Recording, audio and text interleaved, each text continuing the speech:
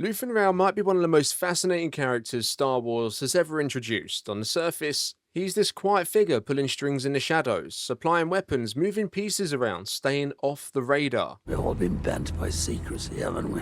But what if there was more to it than that? What if the plan we saw wasn't the plan at all? In this video, we're diving into Luthen's true mission in Andor Season 2, the decisions he made, the people he used, and the legacy he left behind that might have shaped the entire course of galactic history. They're gonna find you, Luthen.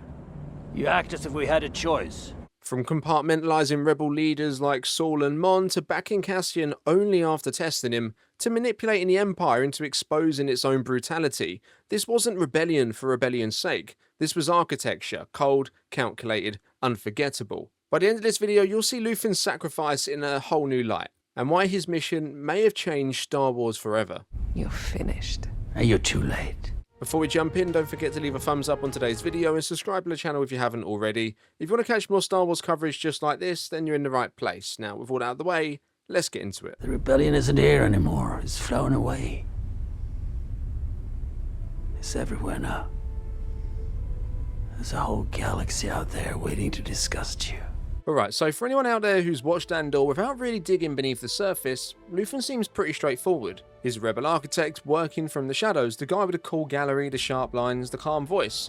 But he's not the kind of rebel who's running around with a blaster or leading troops on the front lines. He's more like a strategist, cold, precise, always 10 steps ahead. You can think of him like a chess master. He moves his pieces, people like Cassian, Claire, Mon, all into position. Not because he cares about the game, but because he's already thinking 10 moves past it. And while he's absolutely committed to hurting the Empire, he's just as obsessed with protecting the structure he's building behind the scenes. You see, he's got eyes everywhere. One of his closest contacts is literally inside the ISB. You used to tell me to wait. Those days are gone. But here's the thing, he doesn't fully trust anyone, not even his allies. That paranoia runs deep, and honestly, how could it not? His whole life has been about hiding, manipulating, and pulling strings from the shadows. And it's not just the Empire he's watching out for, even with rebel groups like Saul Guerrera's Partisans or the Maya Pay Brigade or the Gorman Front. Luthen's always supplying weapons and intel, but only so long as he knows what they're doing when he's not in the room. Because for Luthen, it's not enough just to spark the rebellion, he wants to control it, to shape it, to make sure the Empire doesn't just fall, but that what comes after doesn't collapse under its own chaos. And that's the version of Luthen we all saw at first glance. But what happens when you look a little closer? What happens when you start to realise that everything we thought we understood about his mission might have only been the beginning? Now, we already know Luthen Rael didn't just disappear into the shadows. He went out on his own terms, because he knew it was already too late to run. By episode 10, the walls were closing in. Lonnie, his inside man at the ISB, tells him Dedra Meero has made the connection. Not just to the rebellion, but to him, to Luthen, and worse, it's not just Dedra that's in danger of exposing everything. Lonnie's cover won't hold much longer, and they both know it. But before all of that, he gives Luthen one final piece of intel. The Empire's energy program is a front. The entire program is just a cover for something else entirely, the Death Star. I guess Krennic's speech of unlimited power, that wasn't just rhetoric, it was real, and it was already happening. Access to stable, unlimited power. And that changes everything. Luthen doesn't run, he doesn't even flinch, he makes one final move. He warns Claire, heads back to the gallery and starts cutting ties. He destroys the comms, covers their tracks to make sure nothing points back to Yavin. Every part of him knows what's coming. Then Dedra walks in, and even though she's alone, the building's surrounded. This is supposed to be her moment, the big win, but she's too late. Luthen's already done what he came there to do. The rebellion doesn't live in him anymore, it's moved on. The heart of it now beats on Yavin. And just before they can take him, he tries to end it himself, but he survives, barely. They put him on life support, planning to drain him of information, only Claire has other plans. And what follows is one of the most haunting, quiet moments in the show, and perhaps all of Star Wars. She gets inside the hospital, finds him, and takes him off life support herself, not out of cruelty, out of loyalty, out of love. She carries out his final wish. And that's when the show finally tells us the full story, the one behind the myth, behind the calm voice, behind the expensive robes. We get to see why he did what he did and why Claire followed him into the fire. It wasn't just about defeating the Empire, it was about building something that could survive it. But what if his death wasn't the end of his plan at all? What if everything we've seen so far was just the surface layer? Because this next part isn't about how he died, it's about what he was really building all along. Because what if Luthen's plan wasn't just about lighting the first spark of rebellion, but actually about making sure the rest of the galaxy didn't burn with it? His endgame may never have been about fighting battles or taking down the Empire directly. Through manipulation, sacrifice and calculated provocation, Luthen shaped a rebellion that could survive long after he was gone.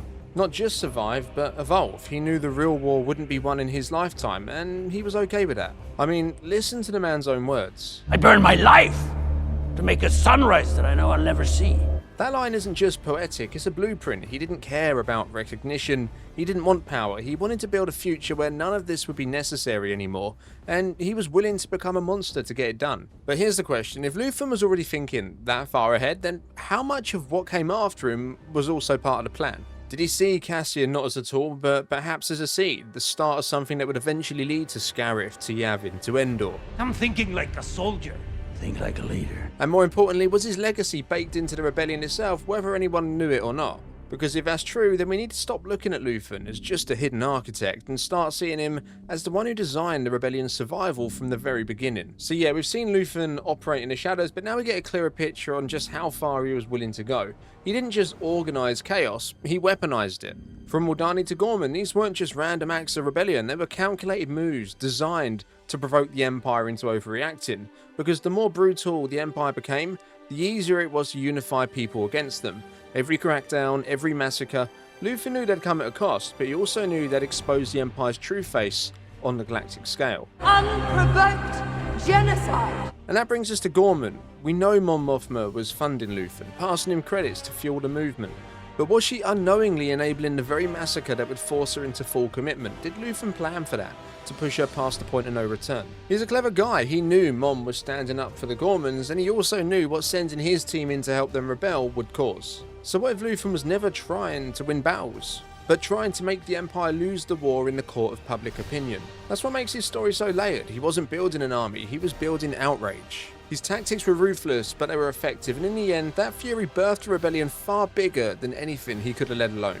And then there's Cassian. At first, Luthen saw him as a threat, someone who knew too much. He was ready to kill him, but something changed. Cassian survived Ferrix, challenged the system, and showed he could think for himself, and Luthen there saw potential, not just for the present, but also for the future. You appeared when I needed you. Because you see, Cassian wasn't a blind follower. He was everything Luthen wanted the next generation of rebels to be. Adaptable, conflicted, but also committed.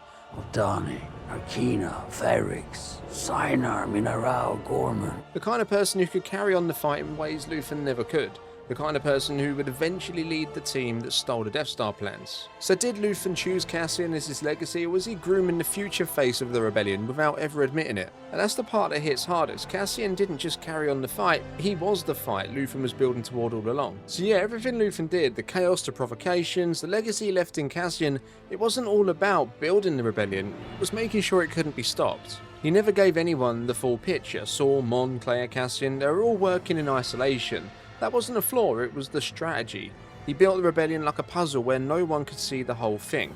In theory, that meant the cause would survive even if one part fell, but in the end, everything converged. The surviving pieces, Mon's leadership, Cassian's mission, and the cells he helped ignite, all ended up on Yavin, a single centralized base, exactly the kind of structure Luthen seemed to distrust. She goes to Yavin and not you? No Yavin for me.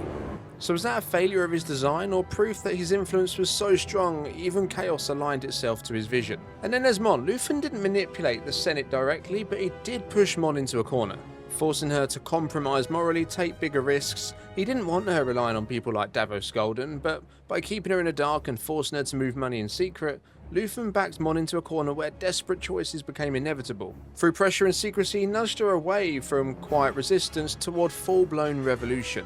But was that his intent, or just a side effect of the machine he'd built? Because the truth is, Luthen wasn't just fighting to tear something down, he was trying to build something that could survive what came next. His tactics weren't clean, and they definitely weren't always heroic, but that might have been the reason that the rebellion stayed together at all. And maybe that's the hardest thing here to reconcile. He didn't want to be remembered, but when you trace it all back, every major rebel victory carries his fingerprints. It's insulting to hear him run down. So here's the question that still lingers. Was Luthen Star Wars' greatest unsung hero, or a necessary monster who built the future on the backs of the damned? But yeah, when you stack Luthen up against the other heroes of Star Wars, it's easy to see why he's overlooked. He doesn't fly an X-Wing, he doesn't swing a lightsaber, and he's not guided by the Force. But if it wasn't for the sacrifice he made, his willingness to operate in the shadows, to become the thing he hated just to take it down, none of what came after would have been possible. Mon Mothma wouldn't be leading the Rebel Alliance at the Battle of Endor, because without Luthen, she might never have escaped the Senate. The Death Star plans wouldn't have been on Tatooine for Luke Skywalker to find, because, well, they never would have been stolen from the vault on Scarif. And Cassian, he might have never become the rebel we know it all. So really, Luthen didn't just start a rebellion, he gave it a structure, a soul, a future. The rebellion isn't here anymore. It's flown away. And that's why, for me, he now stands among the most important characters in all of Star Wars. His name might not be spoken in the original trilogy, but his fingerprints are now all over its story. And if Andor has the staying power that I think it does, we might be looking back at Luthen years from now, in the same way we look back at the heroes from the originals. Anyways, where do you rank Luthen among the greatest Star Wars characters? And do you see him as a hero, a necessary evil, or something else entirely? As always, drop your thoughts, theories, and wildest speculations on this one down in the comments below. If you enjoyed this video, be sure to check out our deep dive on the original cut of Star Wars that was screened for the first time in almost 50 years. Don't forget to leave a thumbs up and make sure you subscribe so you don't miss any of our upcoming videos. Thanks for watching, I'll see you in the next one, and may the Force be with you.